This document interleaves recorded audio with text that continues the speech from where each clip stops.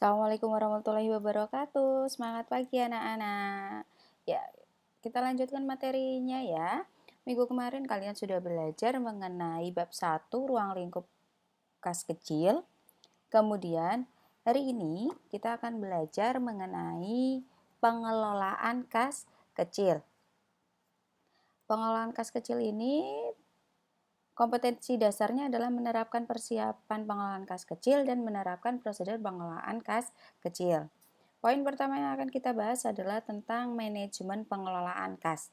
Jadi, setiap transaksi keuangan dalam perusahaan itu membutuhkan kas untuk apa?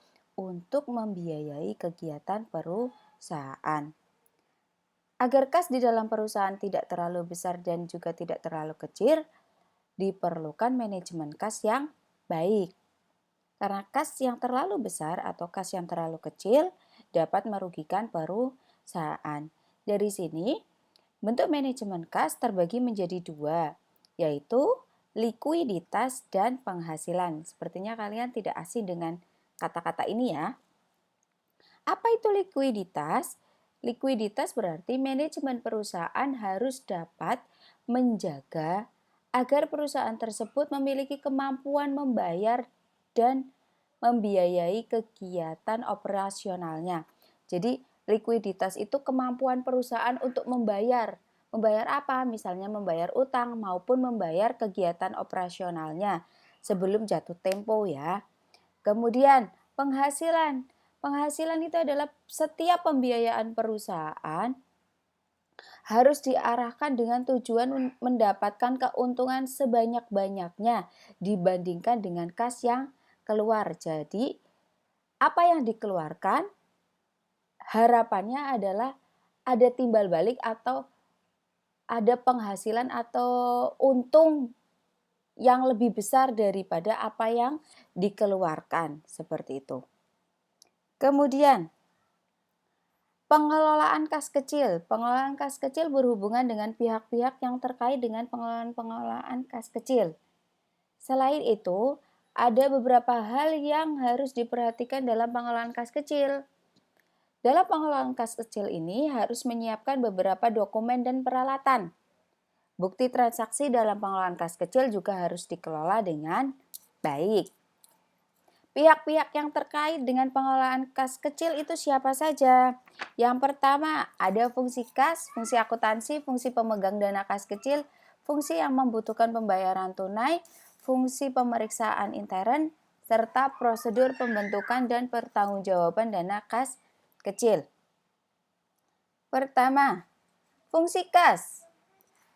Fungsi kas dalam kegiatan pengelolaan kas kecil ini berhubungan dengan penyelenggaraan administrasi kas kecil dan bertanggung jawab dalam mengisi cek, meminta otorisasi atas cek, dan melakukan penyerahan cek kepada pemegang dana kas kecil.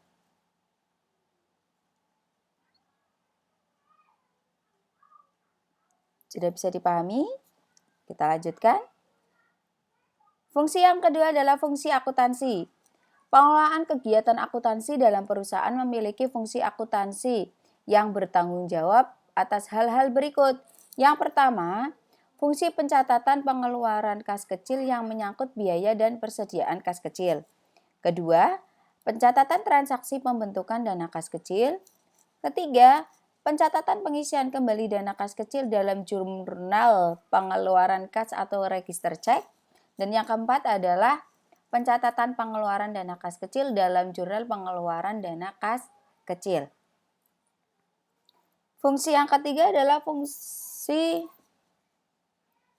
yang tadi fungsi akuntansi, tanggung jawabnya ada satu lagi, yaitu pembuatan bukti dana kas keluar yang memberikan otorisasi kepada fungsi dalam mengeluarkan cek sebesar yang tercantum dalam dokumen tersebut. Kemudian, fungsi pemegang dana kas kecil. Fungsi pemegang dana kas kecil bertanggung jawab terhadap penyimpanan dana kas kecil, pengeluaran dana kas kecil dengan otorisasi dari pejabat tertentu yang ditunjuk, dan permintaan pengisian kembali dana kas kecil. Fungsi yang selanjutnya adalah fungsi yang membutuhkan pembayaran tunai. Merupakan pihak yang akan menerima pembayaran dari dana kas kecil.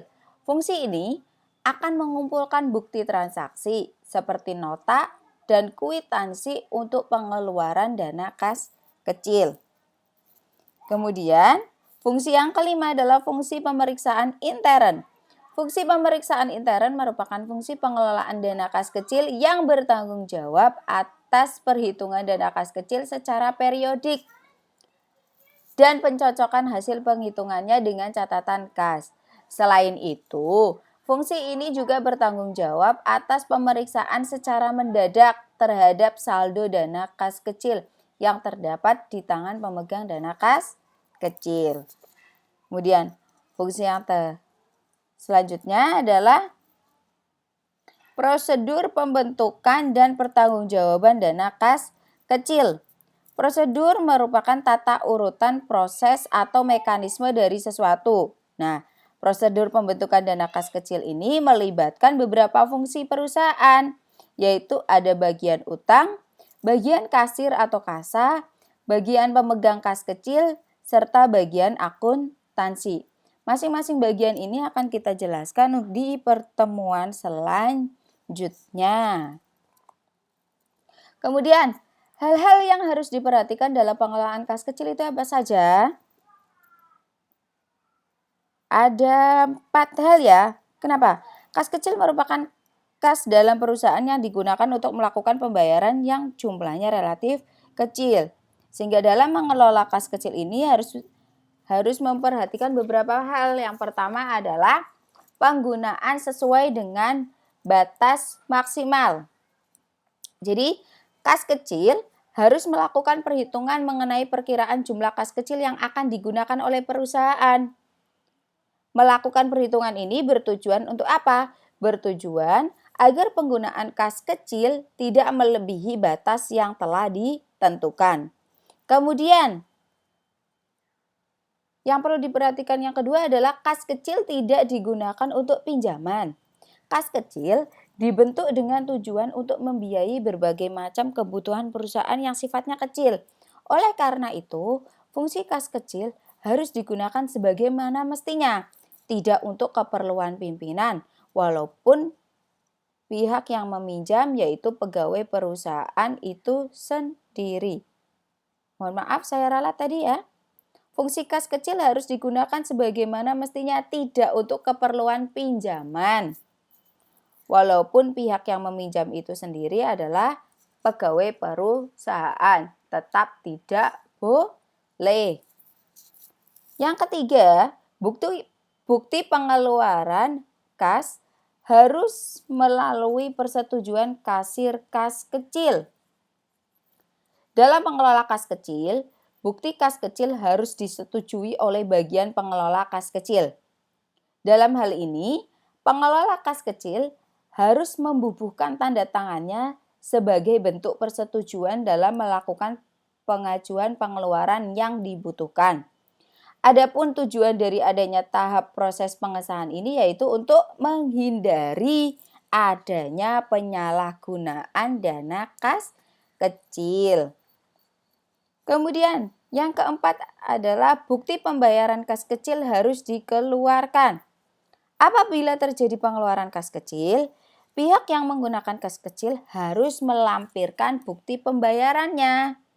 Hal ini bertujuan untuk meminimalisasi adanya kecurangan atau untuk menghindari adanya penyimpangan dalam pengelolaan kas kecil dan proses pencatatannya. Sampai di sini bisa dipahami? Ya, kalau dirasa penjelasan utama dalam pengelolaan kas kecil yaitu adanya dokumen transaksi. Dengan adanya dokumen transaksi ini berarti telah terjadi aktivitas penerimaan dan pengeluaran kas kecil. Kemudian, pengertian bukti transaksi. Bukti transaksi yaitu dokumen sah, baik yang telah dibuat sendiri maupun orang lain, yang digunakan sebagai sumber pencatatan dan penyusunan laporan keuangan dalam suatu instansi.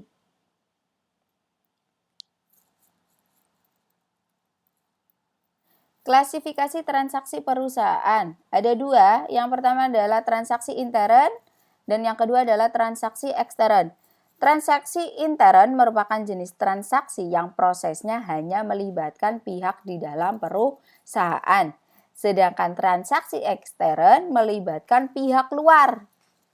Misalnya ada pemasok, pelanggan, dan bank. Itu kan adalah pihak-pihak ketiga ya. Jadi pihak yang bukan dari dalam perusahaan itu sendiri. Setelah kalian tahu pengertian bukti transaksi, maka kalian harus mengetahui fungsinya apa bukti transaksi itu. Bukti transaksi berfungsi sebagai bukti tertulis atas transaksi yang sudah terjadi. Bukti transaksi ini bertujuan untuk menghindari adanya kemungkinan penyelewengan oleh pihak-pihak yang tidak bertanggung jawab. Oleh karena itu, bukti transaksi yang baik harus ada pengesahan dari pihak-pihak yang berwenang di dalam perusahaan. Kemudian, karakteristik bukti transaksi itu ada dua. Yang pertama, memenuhi keabsahan normal. Transaksi dalam perusahaan pada umumnya dilakukan melalui prosedur yang resmi. Dalam perusahaan dengan adanya tanda tangan dari pihak-pihak terkait yang memiliki kewenangan atas transaksi tersebut. Jadi adanya keabsahan normal itu dengan adanya apa? Adanya tanda tangan dari pihak terkait yang berwenang. Kemudian yang kedua adalah memenuhi keabsahan material. Dalam perhitungan bukti transaksi ini, proses perhitungan nilai uang dalam transaksi harus dipastikan kebenarannya dan keabsahannya sehingga dapat menghasilkan jumlah uang yang sebenarnya. Selanjutnya adalah macam-macam dokumen transaksi. Macam-macam dokumen transaksi di sini ada dua, yaitu ada transaksi internal dan transaksi eksternal. Transaksi internal merupakan jenis transaksi yang hanya terjadi di dalam perusahaan. Sedangkan transaksi eksternal jenis transaksi yang melibatkan pihak luar. Contohnya saja transaksi pembelian, penjualan, kemudian bentuk-bentuk perdagangan lain di dalam perusahaan itu sendiri. Selanjutnya adalah manfaat adanya bukti transaksi. Itu ada 5. Yang pertama adalah bukti transaksi merupakan dokumen yang isinya data informasi keuangan. Manfaat yang kedua, bukti transaksi merupakan alat bukti yang dijadikan sebagai dasar atau sumber pencatatan dalam perusahaan. Kemudian yang ketiga, sebagai bahan informasi penting mengenai pihak-pihak yang bertanggung jawab dalam timbulnya transaksi keuangan perusahaan. Manfaat yang keempat, bukti transaksi dapat mengurangi adanya kesalahan-kesalahan dalam penyelewengan. Kenapa? Karena nanti misalkan ada salah penulisan angka nominal, itu bisa dilihat kembali dari bukti transaksinya. Yang kelima, bukti transaksi berfungsi untuk menghindari adanya penggandaan dalam pengumpulan data keuangan. Makanya setiap ada transaksi itu harus ada bukti transaksinya dan disimpan dengan baik. Takutnya ketika bukti transaksi tersebut tidak disimpan, nanti apa yang sudah dikeluarkan tidak dilaporkan. Ya.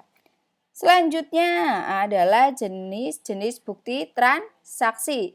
Jenis-jenis bukti transaksi nanti akan saya bahas di materi selanjutnya. Demikian untuk materi pengelolaan kas kecil kali ini. Apabila dalam penjelasan Bu Rista masih ada yang belum dipahami, silakan nanti ditanyakan. Terima kasih, tetap semangat, jaga selalu kesehatannya. Assalamualaikum warahmatullahi wabarakatuh.